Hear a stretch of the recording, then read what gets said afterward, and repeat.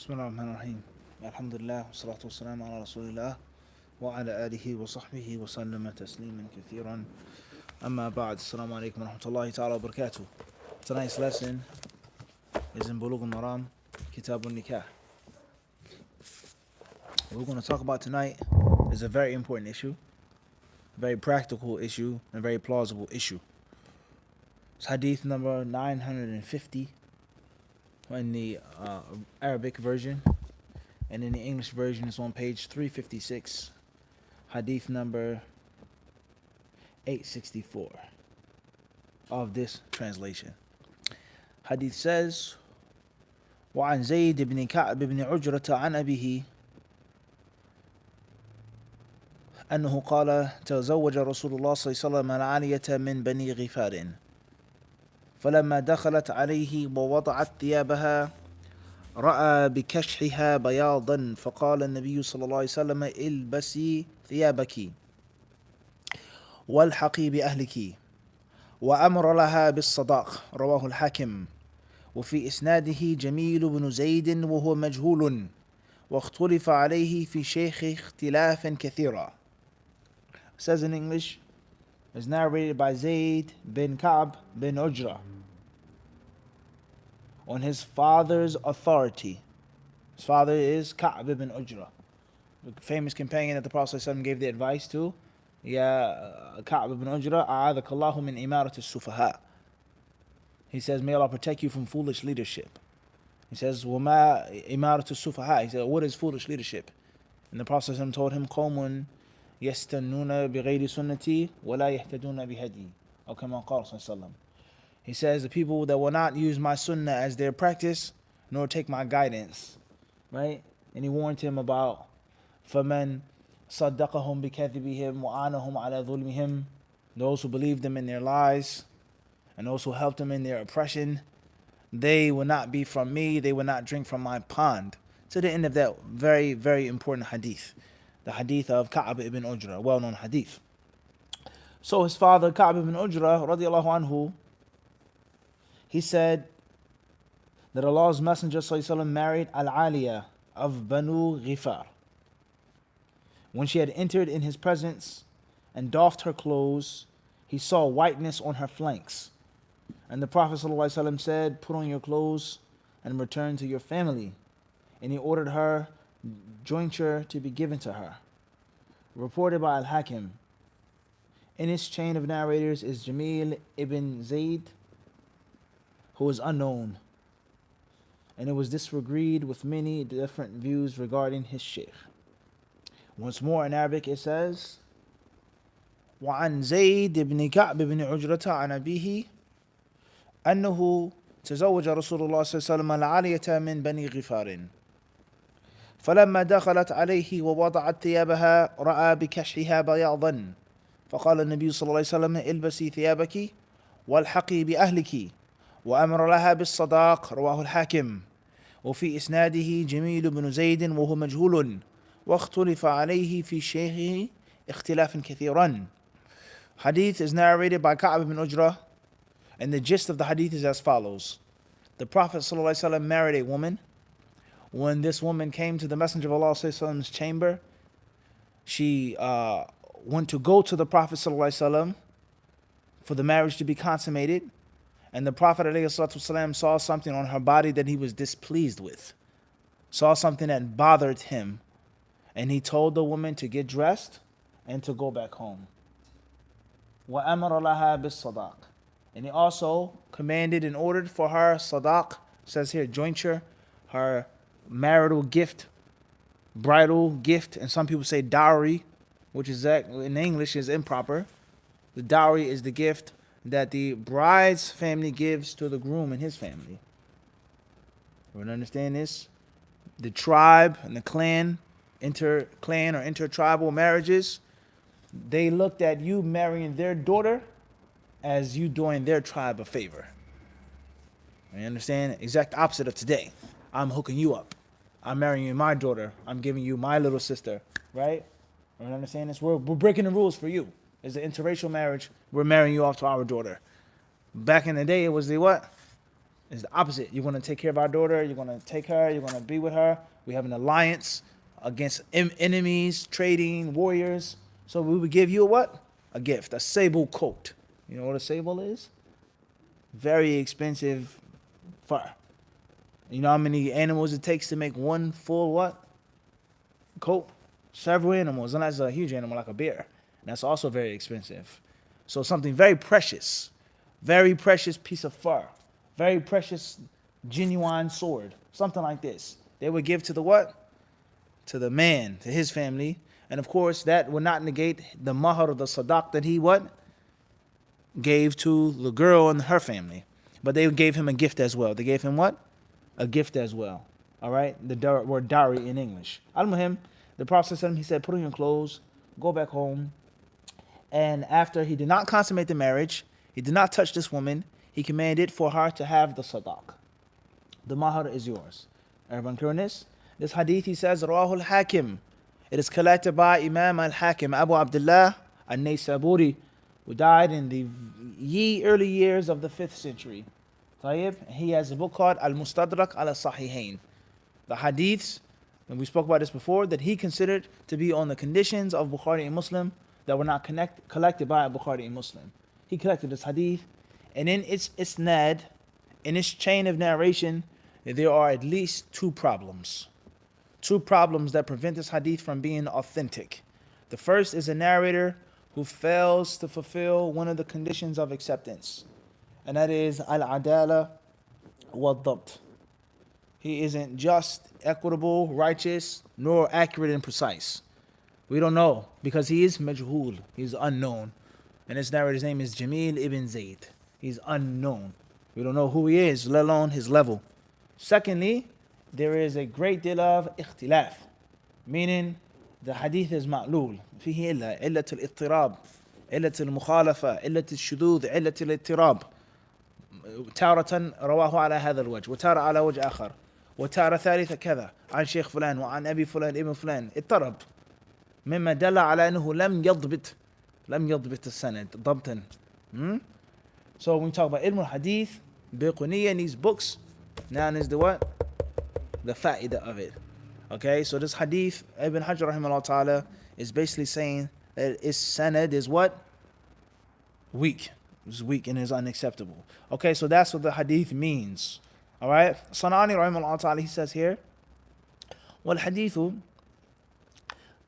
فيه دليل على أن البرص منفر ولا يدل الحديث على أنه يفسخ به النكاح صريحا لاحتماله قوله صلى الله عليه وسلم الحقي بأهلك أنه قصد به الطلاق، إلا أنه قد روى هذا الحديث ابن كثير بلفظ أنه صلى الله عليه وسلم تزوج امرأة من بني غفار، فلما دخلت عليه رأى بكشفها وضحا فردها إلى أهلها وقال دلستهم علي، فهو دليل على الفسخ. وهذا الحديث ذكر ابن كثير في باب الخيار في النكاح والرد بالعيب. He says the hadith proves the following. Number one is that baras, leprosy, is munafirun. It's something that pushes a person away from having interest or attraction in the opposite sex. Any type of skin disease or skin illness, which is also going to come later on, okay?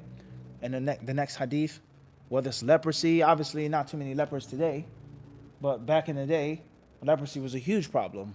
It's a major problem, right? Any type of severe skin disease, rash, deformity, whatever the case may be, he says munafir. It pushes the person away from the opposite sex. Sanani rahimahullah ta'ala, he says that this version of the hadith doesn't necessarily say or prove that the hadith was fusikha. Okay, the hadith was annulled and broken up. And that's because the Prophet ﷺ could have intended to divorce her when he said, ilhaqi bi ahliki, go back with your family. That could have been talaq, kinaya, with the niyyah. Or it could have been a fasq. And he mentions that Ibn Kathir, rahimahullah, the famous mufassir, and Ibn Kathir, he has other books besides tafsir, such as Al-Ahkam, a great book of Ahkam. He mentions this hadith, and that the Prophet ﷺ is quoted to have said, dalastum alayya. He said to her family, you tricked me. You tricked me, meaning that you knew she had what? The major spots, and you didn't tell me about it, so on and so forth. All right? So what he's leading to, or what he's leading towards, is the ruling of a marital contract being annulled, being made void. In other words, you get married to a sister. Now let's use a modern day application now. All right, Tayyip, you know who's coming. Tayyip, brother Kareem, he marries what? Sister Karima. All right, she told him, or he was under the impression, let's just say, whether this is the best example or not, that she didn't have no tattoos. That was the impression he was under, right? That she was clean. She never had no type of, jahiliyyah type of lifestyle. She was a good schoolgirl, all right? Then he enters upon her, or she enters upon him. They're in the honeymoon suite. They just got the nikah, right? The car is painted up. Soda cans on the back of the car. She comes in the room with her nightgown or whatever she's wearing, and all he sees is what? Ink. He's like, what is this? All he sees is a snake and a skull and a Tyrone and a Abdullah and Grim Reaper, whatever other this Psalms and all types of tattoos that people get. This Japanese writing and this Chinese writing and this Arabic, right? 2020. Let's keep it real now. All types of, what is this? And she said, hey, you never asked me. So, brother Kareem now, he can't live with the sister that's tatted up like this. It's impossible. Impossible. So what does he do now? Does he divorce her? Does she ask for the khula? Or can he go back to the imam, go back to the brother, Abdul Raqib, you married me, you didn't tell me about this, such and such, such and such. Abdul Raqib, he calls me at 2 a.m. Listen, I wasn't the sister's wali. Mufti was. He calls me, why didn't you tell me she was wild, she was tatted up? Everyone understand this? So brother Kareem wants the marriage to be what? That way, if he divorces her, he has to take care of her for the 3 menstrual cycles. It counts as he divorced, she divorced me, blah, blah, blah, blah. It's a mushkila. Why does he have to suffer for something that wasn't his what? Fault. Or maybe it was his fault. Ask your wife, how many, don't say do you have tattoos, but say what?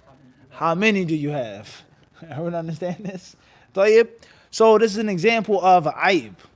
Or it could be something else with her body. Whatever example and imagination you want to mention, and which is not normal, it's unnormal, it's abnormal. It's not supposed to be like that, right? Or a person lied, it was hidden from them. Everyone understand this? Not necessarily lied, but they say you never asked me. But it's a major issue with her body, major aib, skin, bones, body parts, whatever something is missing. It's like this isn't right. And also, as the author is going to mention, or the Sharih Sanani, it also applies to men as well. A woman marries a brother. She thought that the brother was a schoolboy, and he's what? He has 1,000 different girls' names tatted all over his body, in every place of his body. Everybody understand this?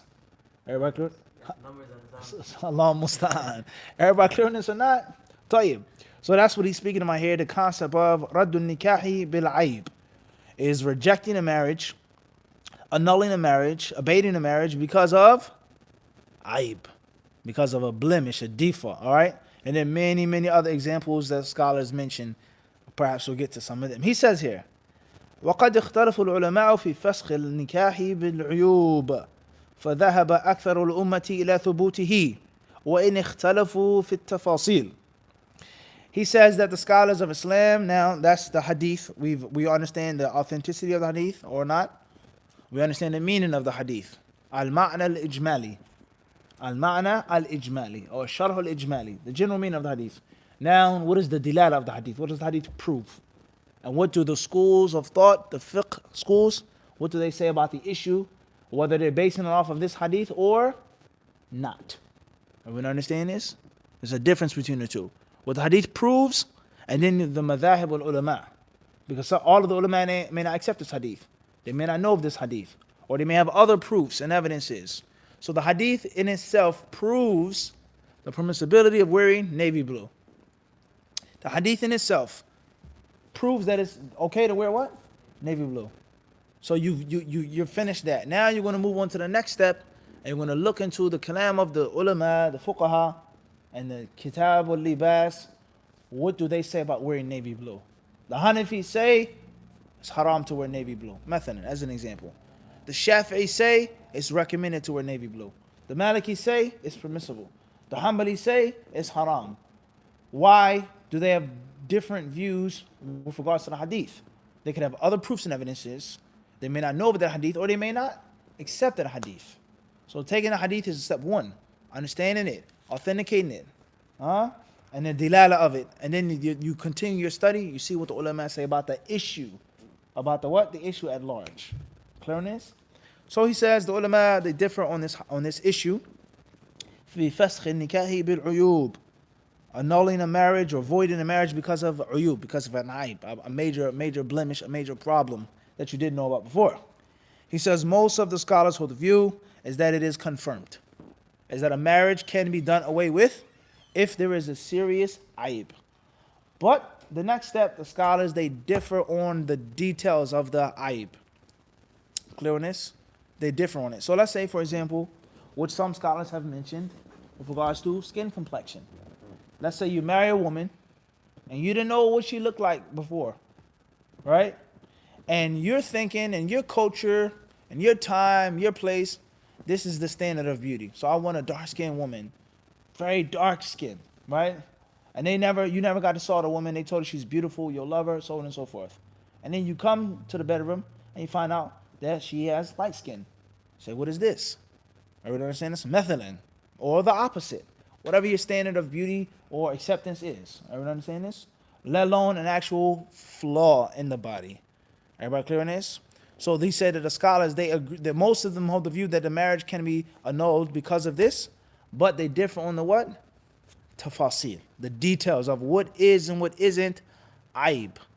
And the aib that can yuraddu bihi nikah, wa yufsakhu bihi an-nikah. فهمتم? طيب, he says here, فروي عن علي رضي الله عنه وابن عمر رضي الله عنه أنها لا ترد النساء إلا من أربع من الجنون والجذام والبرص والداء في الفرج وإسناده منقطع. وروى البيهقي بإسناد جيد عن ابن عباس رضي الله عنه أربع لا يجزن في بين ولا نكاح: المجنونة والمجذومة والبرصاء والعفلاء. والرجل يشارك المرأة في ذلك ويزيد بالجب والعنة على خلاف في العنة في أنواع من المنفرات خلاف. He mentions some athar, some of the Sahaba, with regards to some of the uyub, some of the aibs. And before we mention this athar, it says here in the footnotes in English, it means that if the guardians of a woman, by cheating, marry a physically deformed, permanently sick or insane, or a woman afflicted with leprosy or leukoderma, the marriage is cancelled due to their fraud. Similarly, if a woman is married by cheating due to a defective or an abnormal man, she has the right to end it. If both man and woman agree, the marriage is valid. Whatever that thing may be. Leprosy, leukoderma, whiteness in the skin, the literal translation, bayadan. Fi kashhiha. The hadith says that he saw on her flanks what? Meaning it was the pigmentation of her skin was off. She has this color skin, fair skin, wheat color, olive color, dark color, whatever, and her flank was what? Was white. Her skin was messed up. Everyone understand this? Or it could be red or dark, whatever the issue is, right? He says here, so that's what they say in English, and they say that it's fraud. That the walis, the father, they what? They knew it. They knew that the girl was very, very sick, and they didn't tell you. They knew that the girl couldn't have children. They knew that she wasn't a virgin. They knew that she was missing an arm. Every time you had to sit down with her, she was what? She's wearing a hijab with her hands like this, shaking and trembling. You never knew it was prosthetic. Everyone understand this? And the father what? He knew that she was in a war. And she lost her arm. Allah Mustaan. Right? Would you keep her? Maybe, huh? Muzammil, she might be a what? A soldier. You might need that. Keep you safe. This is reality. Or in a bad car accident or what? Whatever the case may be. She's missing a finger. Would you keep her, Abdul Raqib? Would you stay married to the sister? A finger, no deal, huh? Sure. Toe? Sure. Alhamdulillah. Ear? Well, if she covered it with her hair? Hamza, you agree? Definitely not, huh? Tell you, what if you were missing a finger, Hamza, and no one wanted to marry you? That'd be rough, right? How would you feel about that? Would you mind staying in marriage? Who knows, huh? Maybe. Tayyib. So they say here that some of the Sahaba, such as Ali radiallahu anhu and Abdullah ibn Umar radiallahu anhuma, some of them said, لا ترد النساء إلا من أربع. Women should not be rejected, meaning the marriage cannot be cancelled, except because of 4 things. Al-junun, madness, insanity. You marry a woman and you find out what? She's cray-cray, right? But at the sit down or the talking, it wasn't clear that she was what? That she was loco. Allahumma musta'an. Tayyib, she has an insanity. Later on, you find this out. They say, wal judam, wal baras, leukoderma, skin, leprosy, whatever the case, wada'i fil farj. It's very interesting. It says in a sickness or an illness inside of her vagina. Whatever that may be. Some type of illness or sickness or irregular bleeding. And of course, nowadays, we talk about the concept of STIs, sexually transmitted infections. What people used to call STDs and things like this. She had this issue, she had herpes, she had chlamydia, she had syphilis, she had whatever the case may be. Crabs, whatever the issue is. So these things need to be clarified what? Before. And if a person is married and they found out that they were hoodwinked, they were tricked, they were deceived, they were frauded, then the marriage can be what? Yufsakh, cancelled, annulled, broken up. Everybody understand this or not? So this athar here is narrated from Ali radiallahu anhu and Ibn Umar, and he says, وَإِسْنَادُهُ مُنْقَطِعٌ. His chain is not continuous, meaning it's not necessarily the most authentic. And there's another version from Ibn Abbas, collected by Bayhaqi, that says 4 things are unlawful in a contract or marriage. Al-Majnuna, a crazy woman. Al-Majluma, a woman suffering from severe skin disease. Wal-Barsa, leper, a woman who's a leprous. Wal-Afla, and a woman who has some type of illness with her what? Reproductive glands or genes or whatever the case may be. All right, so there are many different cultural references here, guys. The point is that when you get married, you should be clear. For man and for what? The woman. Let's talk about a woman who was circumcised. Okay, a woman who had she was mutilated or whatever. You need to ask that what? Ahead of time. If you have a problem with that, stay away. If you don't have a problem with that, move forward. A woman with regards to a man, she asks a man about his body, or do you have any stitches, or missing this, or anything else that she needs to know about. She should what? Be clear. That's all we're saying is what? Be clear. Because once you get married, then it's what? Game over, Abdullah said, huh? He said, get the step, huh? Tell you, moving forward. He says here, وَالرَّجُلُ يُشَارِكُ الْمَرْأَةَ فِي ذَلِكَ. And a man is just like a woman. These rulings are not just one-sided against women, as many cultures may present. Right? You married a sister, you found out her skin wasn't as white as you thought it was. She had on Fair and Lovely in a sit-down. Right? She had a ton of face whitening cream on. Then you get home, and you find out her face looks like a geisha, right? And her skin is olive color. I said, what is this? I thought your whole body was white. She says, nah, that's just what? Just makeup, but just the Fair and Lovely cream, right? So that's culture for the woman. But a man, he presented himself as being something that he's not, physically or whatever the case may be. And the imam says, no, you have to be patient. Sabr, sister, be patient. A woman can't seek a divorce. A woman can't seek the marriage to be counseled. That's only for what? For men. He says no. That it goes what? Both sides. A seesaw, both sides. It has to be justice for both sexes. Right, moving forward.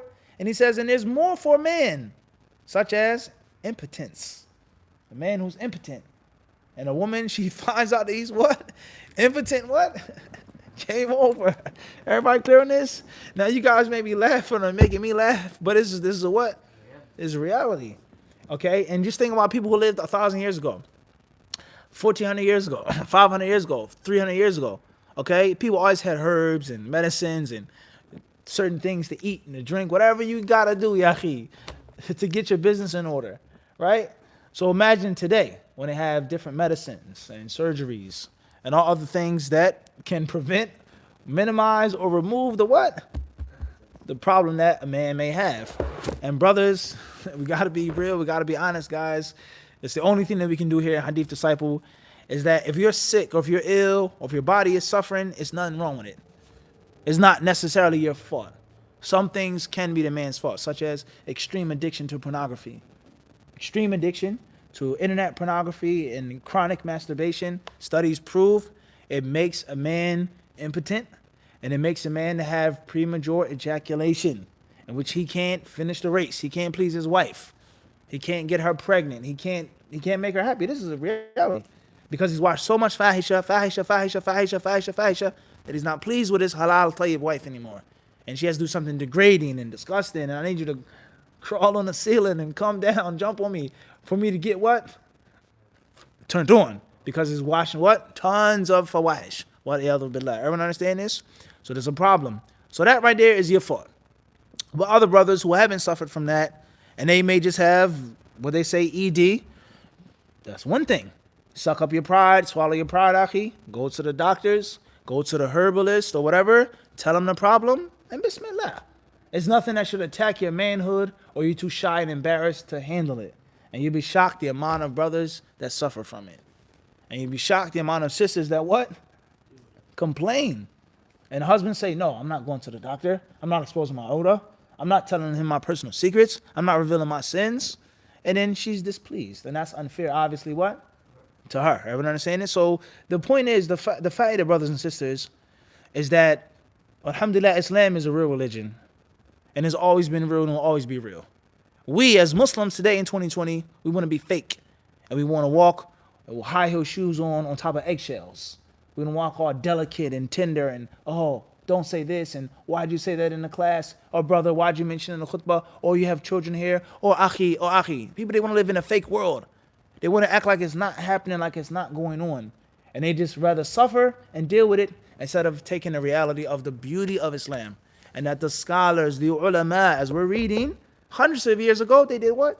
They spoke and they talked about these issues. How much internet pornography you think was in the time of Sanani? How much you think, Abdullah? Hundreds of years ago. Was no internet. Was no this type of magazine and this type of video. Was none of that. A woman that was a prostitute, that was a whore, covered better than some women that are married today. Don't we realize this? You watch a movie or a show, you watch something on Netflix, and you see this woman, this she's a prostitute woman, she's in a king's quarter, she's a concubine. How is she dressed? She has on more loose clothes than what? Some women that are chaste today. So in their times, it was totally different. Totally different. And yet and still they what? They spoke about these issues for men and for women. So if that was in his time, what do you think about 2020 New York City, Philadelphia, PA, Delaware, New Jersey, Canada, UK, and which is so much the culture of sex and fahisha and sin and evil is surrounding you. These issues are a reality, and it can happen to a person. A woman can have an issue with her body. A man can have an issue with his body. That's not necessarily something to be shamed or embarrassed for. But the shameful thing and the bad thing is for you not to fix the issue. It's nothing wrong, and it makes you no less of a man. Are we understand this? Moving forward. He says here, وَاخْتَارَ ابْنُ الْقَيِّمِ أَنَّ كُلَّ عَيْبٍ يُنَفِّرُ الزَّوْجَ الْآخَرِ منه ولا يحصل به مقصود نكاحه من المودة ورحمة يوجب الخيار وأولى من البيع كما أن الشروط المشروطة في النكاح أولى بالوفاء من الشروط في البيع. قال: ومن تدبر مقاصد الشرع في مصادره وموارده وعدله وحكمته وما اشتملت عليه من المصالح لم يخف عليه رجحان هذا القول وقربه من قواعد الشريعة. قال: وأما الاقتصار على عيبين أو ثلاثة أو أربعة أو ستة أو سبعة أو ثمانية دون ما هو أولى منها أو مساويها فلا وجه له، فالعمى والخرس والطرش وكونها مقطوعة اليدين أو رجلين أو إحداهما من أعظم المنفرات، والسكوت عنه من أقبح التدليس والغش ومناف للدين، والإطلاق إنما ينصرف إلى السلامة فهو كالمشروط عرفا. قال: وقد قال أمير المؤمنين عمر بن الخطاب لمن تزوج امرأة وهو لا يولد له: أخبرها أنك عقيم، فماذا تقول في العيوب الذي هذا عندها كمال لا نقص. انتهى. وذهب داود وابن حزم إلى أنه لا يفسخ النكاح بعيب البتة وكأنه لما لم يثبت الحديث به ولا يقولون بالقياس لم يقولوا بالفسخ. Sanani then says, Ibn al-Qayyim says, Sanani quoting from Ibn al-Qayyim, alhamdulillah, something no one should be unfamiliar with on this channel.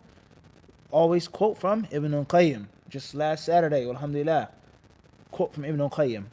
He says, Ibn al-Qayyim says, ain't each and every aib that pushes a spouse from his or her spouse and breaks the intention of the marriage, of mercy, of love, of attraction, then that takes even greater precedence than a contract, transaction. In other words, I bought the microphone from you, I took it home and I found out it was what? Flawed, it was faulty. I go back to the store and I get what? Get my return. Store, credit, return, something. But the customer doesn't just take the short end of the stick. There's aib in the product. I didn't break it, I didn't drop it, I took it out the box. It was what? It was faulty. That's the ruling of buyu', of buying and selling in Islam. So if that's the ruling of buying and selling, then what do you think is the ruling of what? It's even what? It's even more important, even more dangerous for you to have a faulty what? Faulty product. Everyone understand this? That was hidden from you. They should have been transparent. They guaranteed, they warranted it, and it wasn't like that. Moving forward, he says, Ibn Qayyim says, that's clear. He says, and whoever looks at Islam and the Sharia and the sources of Islam, whoever looks at the justice of Islam, the wisdom of Islam, whoever looks at the benefits that Islam calls to, and the vice that Islam warns from, he can clearly see that this view is the strongest view. He says, رُجْحَانُ هَذَا الْقَوْلِ, that it's the strongest view, وَقُرْبُهُ, and it's the closest view. And look here at the strength of Ibn al-Qayyim. He's dealing with a fiqh issue, looking at the maqasid. What is the intention and the objective? What is the aim of the legislation? Except to make people happy, bring people together, bring harmony, bring respect, bring justice. Everyone understand this? That's the maqsood of the deen. So anything that goes along with that maqsood is from the what? It's going to be from the deen. Everyone understand this? And this is a very important point here with regards to making tarjih of the aqwal and looking at the maqasid, the higher aims of the Islamic Sharia. Moving forward, he says, as far as those scholars who say that the marriage can be canceled because of 2 things, or 3, or 4, 6, 7, 8, etc., says then that's la wajha lahu. That means nothing. There is no restriction on the aib. Time, place, culture, race, age, that is what's important. Everyone understand this? One man may say, oh, it's no big deal that her flank is white, that she has spots all over her. No biggie, where I come from. And another culture may say, what? It's a huge problem. When I see that, I get turned off. I can't go to her. So it isn't restricted to 1 or 2 what? Things. He says here, it could be anything. A woman could be blind. A woman could be deaf. A woman may have a missing limb. Anything like this, huh? Which could push a man away from enjoying his wife, or vice versa, a woman enjoying her husband. He says, and people keeping silent about these problems and not telling people about them is a horrible trickery. Min aqbah tadlis. This is horrible for the people to not to inform the man about what he's getting into, or inform the woman about what she's getting into. Tayyib. He says, so therefore, that's the bottom line. And he quotes here about Umar ibn Khattab radiallahu anhu, about liman tazawwaj imra'atan wa huwa la yuladu lahu, about a man who was sterile, a man that couldn't have children. And Umar told the man, akhbirha annaka aqim, tell her that you can't have kids. And this also goes to show us, subhanallah, is that the concept of a woman being barren or man being sterile was what? It was known. It was known even back then, before the modern advancements of medicine, right? So whatever the problem is, physical, you have a mental issue, you were in this hospital, they gave you a certificate proving that you were mentally disturbed, you can't have kids, you have to what? You gotta be upfront. You gotta be upfront. Moving forward, he says, and other scholars, away from that jumhur, the majority, such as Ibn Hazm, rahimahullah, and Imam Dawood, may Allah have mercy on them, A'immatul Madhab, and the leaders of the Madhab, they held the view is that marriage is not cancelled because of a aib. Period. Al-batta. No matter what the aib may be.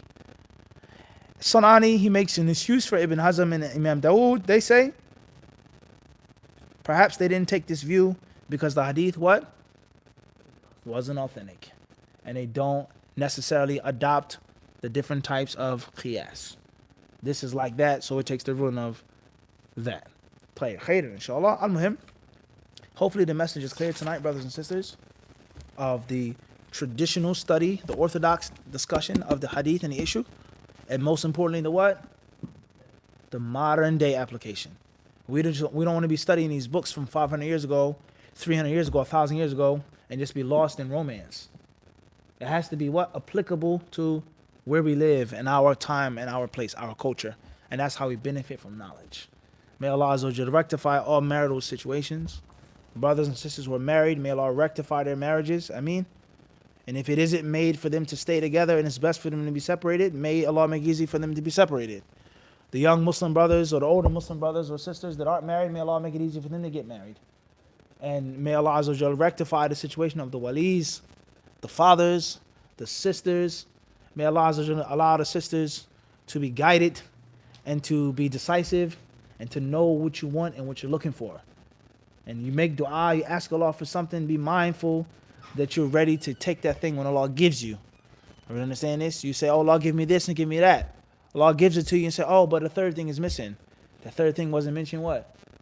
In your dua. And the same applies to brothers. You say, I want a righteous sister. I want a sister that covers up. I want a sister that prays. I want a sister that vests. Allah gives it to you and say, oh, she's not pretty enough. Or she doesn't have enough money. Or she's too tall. Or she's too short. Or she's this, she's that. And then you complain about not what? Being married. Huh? So we got to be mindful. We have to be mindful. May Allah bless us and protect us all.